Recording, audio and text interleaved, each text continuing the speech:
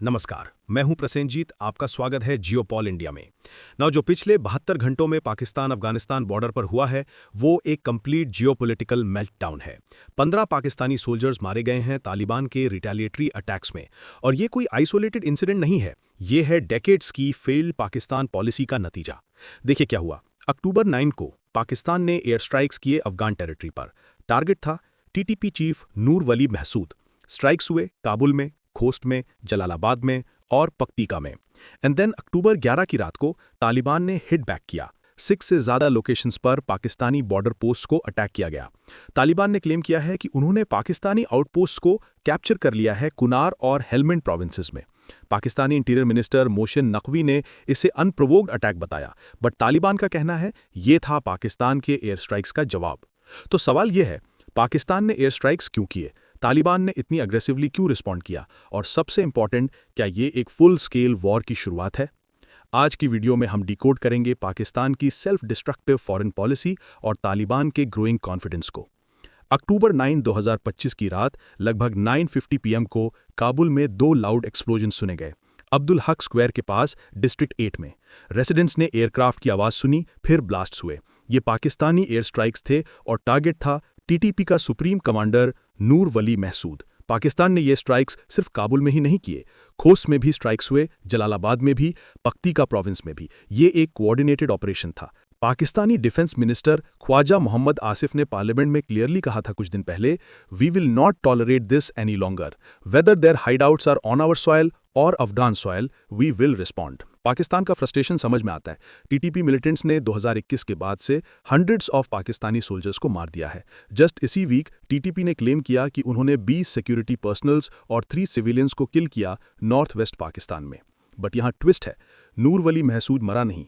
TTP ने एक audio recording release की जिसमें अलिजिडली महसूद ने क्लेम किया कि वो सेफ हैं। अगले दिन अक्टूबर 10 को तालिबान रन डिफेंस मिनिस्ट्री ने पब्लिकली पाकिस्तान को ब्लेम किया। उन्होंने कहा पाकिस्तान ने अफगान सॉवरेनिटी को वायलेट किया है। और फिर आया अक्टूबर 11 की रात।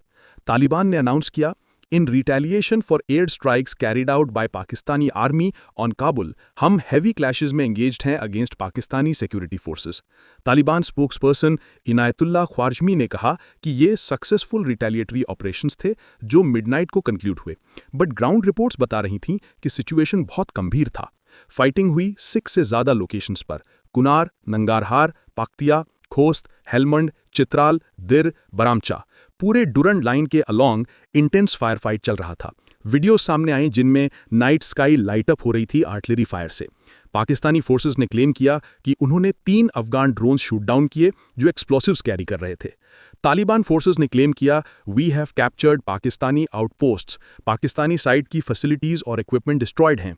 और फिर कैजुअलिटीज की रिपोर्ट्स आने शुरू हुई। मल्टीपल सोर्सेज कंफर्म कर रहे थे 12 से 15 पाकिस्तानी सोल्जर्स मारे गए हैं इस क्लैश में। नाउ यहाँ पर सबसे बड़ा सवाल है, ये सिचुएशन इतनी बिगड़ी कैसे? देखिए, इसके रूट्स जाते हैं पाकिस्तान की ओन क्रिएशन में, तहरीक तालिबान पाकिस्तान यानी टीटीपी में। 1990s और 2000s में पाकिस्तान ने अफगान तालिबान को क्रिएट किया, फंड किया, ट्रेन किया अफगानिस्तान में स्ट्रेटेजिक डेप्थ पाने के लिए। ये स्ट्रेटेजी थी इंडिया को काउंटर करने की।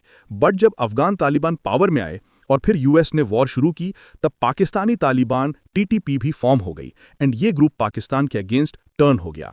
2021 में जब यूएस विड्रॉ हुआ और अफगान तालिबान फिर से पावर में आए, तो पाकिस्तान को लगा कि अब सब ठीक हो जाएगा। आफ्टर ऑल अफगान तालिबान तो पाकिस्तान के स्ट्रेटेजिक एसेट्स थे। बट रियलिटी बिल्कुल उल्टी निकली। अफगान तालिबान ने टीटीपी को शेल्टर देना कंटिन्यू किया। पाकिस्तान ने रिपीटेडली अफगान तालिबान से रिक्वेस्ट की कि टीटीपी मिलिटेंट्स को एक्सपेल करो हमारे टेरिटरी से, बट काबुल ने रिफ्यूज कर दिया। क्यों? क्योंकि आइडियोलॉजिकली अफगान तालिबान और टीटीपी सेम है। बोथ देवबंदी एक्सट्रीमिस्ट ग्रुप्स हैं, बोथ शरिया लॉ चाहते हैं एंड बोथ पाकिस्तान की ही क्रिएशन है डायरेक्टली या इनडायरेक्टली। पाकिस्तानी डिफेंस मिनिस्टर ने खुद पार्लियामेंट में एडमिट किया कि multiple attempts to convince Afghan Taliban to stop supporting TTP have failed. तो अब पाकिस्तान फ्रस्ट्रेटेड है, डेस्परेट है और इसलिए उन्होंने एयर स्ट्राइक्स का रास्ता चुना। बट ये भी काम नहीं किया। महसूद मरा नहीं एंड तालिबान ने ब्रूटल रिटेलिएशन किया। अब आते हैं इंडिया एंगल पर और ये बहुत इंटरेस्टिंग है। पाकिस्तान कंसिस्टेंटली ब्लेम करता है इंडिया को कि India is supporting TTP from Afghan soil. Pakistani officials claim करते हैं कि TTP is getting banking from India. ये एलिगेशंस इंडिया ने कैटेगोरिकली डिनाई किए हैं और ऑनेस्टली ये पाकिस्तान की क्लासिक स्ट्रैटेजी है, हर फेलियर को इंडिया पर ब्लेम करो। बट इसी वीक एक मेजर डिप्लोमेटिक डेवलपमेंट हुई जो पाकिस्तान के लिए नाइटमेयर है। Taliban foreign minister Amir Khan Muttaqi India visit पर हैं। ये फर्स्ट टाइम है कि तालिबान रेजीम का कोई सीनियर मिनिस्टर इंडिया आया है 2021 के बाद। ये टाइमिंग देखिए, ठीक उसी समय जब Pakistan Taliban relations completely break down हो रहे हैं, तालिबान का फॉरेन मिनिस्टर न्यू दिल्ली में है, इंडिया के साथ टॉक्स कर रहे हैं। पाकिस्तान के लिए ये अल्टीमेट स्ट्रेटेजिक सेटबैक है। डेकेड्स तक पाकिस्तान ने अफगानिस्तान को अपना स्ट्रेटेजिक डेप्थ माना, बट अब अफगानिस्तान इंडिया के साथ एंगेज कर रहा है और पाकिस्तान को मिलिटरीली कन्फ्रंट कर रहा है। ये है पाकिस्तान की फेल्ड फॉरेन पॉलिसी का परफेक्ट एग्जाम्पल। तो इंडिया के लिए इस पूरे सिचुएशन के क्या इंप्लीकेशंस हैं? पहली बात तो पाकिस्तान का वेस्टर्न बॉर्डर कंप्लीटली अनस्टेबल है। पाकिस्तान आर्मी की फोकस डिवाइडेड है, एलएसी पर इंडिया और दुरंड लाइन पर तालिबान। ये इंडिया के लिए स्ट्रेटेजिकली फेवरेबल है। दूसरी बात, अफगानिस्तान में इंडिया की डिप्लोमेटिक प्रेजेंस स्ट्रेंथन हो रही है, तालिबान के साथ एंगेजमेंट बढ़ रही है, ये पाकिस्तान को आइसोलेट कर रहा है रीजन में। तीसरी बात, टीटीपी वायलेंस पाकिस्तान के इंटरनल स्टेबिलिटी को इरोड कर रही है। इकोनॉमिक क्राइसिस ऑलरेडी है, पॉलिटिकल इंस्टेबिलिटी ऑलरेडी है और अब वेस्टर्न बॉर्डर पर फुल स्केल मिलिट्री कन्फ्रंटेशन। चौथी बात, पाकिस्तान का good Taliban bad Taliban policy completely fail हो गई है। तालिबान को सपोर्ट करो बट टीटीपी को फाइट करो, ये स्ट्रैटेजी काम नहीं कर रही है। बट इंडिया को केयरफुल रहना होगा। Unstable Pakistan is not necessarily good for India, specially जब पाकिस्तान न्यूक्लियर आर्म्ड है। तो फ्रेंड्स, ये है करंट सिचुएशन का कंप्लीट ब्रेकडाउन। 15 पाकिस्तानी सोल्जर्स मारे गए हैं तालिबान अटैक्स में।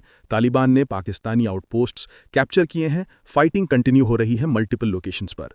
ईरान, कतर, सऊदी अरब सब अपील कर रहे हैं रिस्ट्रेंट के लिए, क्योंकि ये सिचुएशन एस्केलेट हो सकती है very quickly. For decades Pakistan ने टेररिज्म को स्टेट पॉलिसी बनाया, प्रॉक्सी ग्रुप्स क्रिएट किए, फंड किए, ट्रेन किए इंडिया के अगेंस्ट अफगानिस्तान में इन्फ्लुएंस के लिए, और अब वही ग्रुप्स पाकिस्तान को डिस्ट्रॉय कर रहे हैं from with in. Afghanistan unstable है, पाकिस्तान अनस्टेबल है, रीजन में टेंशन्स बढ़ रहे हैं और बीच में इंडिया स्ट्रेटेजिकली अपनी पोजीशन स्ट्रेंथन कर रहा है, डिप्लोमैटिकली, मिलिटरली, इकोनॉमिकली। ये है new reality of south Asian geopolitics. Now मैं आप सबसे ये पूछना चाहूँगा कि क्या पाकिस्तान अफगानिस्तान कॉन्फ्लिक्ट एस्केलेट होगी फर्दर? क्या इंडिया को इस सिचुएशन में और एक्टिवली इन्वॉल्व होना चाहिए डिप्लोमैटिकली?